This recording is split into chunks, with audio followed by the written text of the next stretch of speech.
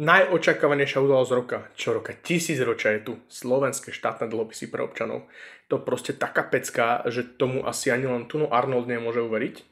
Vidíte, aký je z toho nadšený. Dobre, poviem pekne po poriadku, budú dva. Dvoročný bude mať úrok 3% a štvoročný bude mať úrok 3,3%. Budú bez poplatkov, dokonca aj bez dane, ani len tu nepodstupujete menové riziko.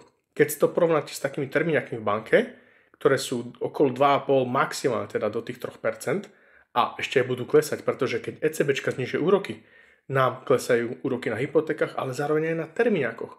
Tak z tohto pohľadu je to naozaj veľmi dobrý deal. Takže prečo nie? No, druhá vec je, kto to vydáva a prečo to vydáva. Už len to, že to vydáva Slovenská republika a vydáva to so zámerom samozrejme získať peniaze, pravdepodobne možno na nejaký dlh.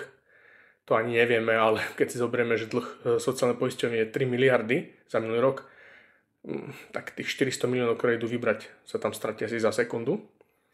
A pán Kamenický dokonca povedal, tak trošku asi to myslel s humorom, lebo toto vážne nemohol povedať, že ide vychovať slovenských občanov, aby sa naučili investovať.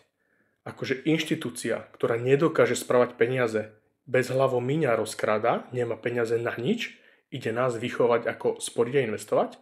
Veď to je, keby sme tento štát zverili do rúk proste nejakému prvému alkoholikovi, ktorého nájdeme. Ďalšia vec je, keď si zoberte hlavne ten štvoročný dlhopis, tak 4 roky je taká dlhá doba na investovanie, že spätne posledné 4 roky akciový trh narastol asi o 60%. Tak naozaj je to už také výhodné? Ale áno, porovnám tu jablka s hruškami, pretože dlhopis akcií je trochu niečo iné. Ale ide skôr o to, že kde chcete utopiť svoje peniaze. V nejakom slovenskom dlhopise? Alebo radšej zainvestovať do niečoho, čo vám tie peniaze naozaj môže zarobiť? Toto by ste si mali zvážiť. Pretože Slovensko vôbec nie je teda dôveryhodná inštitúcia. Aj keď ten dvojročný, tak tam by som povedal, že tam by to ešte mohlo fungovať. Ale po 4 rokoch, z čoho nám to budú vyplácať? Keď budú tieto peniaze vrácať ľuďom naspäť. Tipujem, že z druhého piliera to ukradnú budúcim dôchodcom. No uvidíme.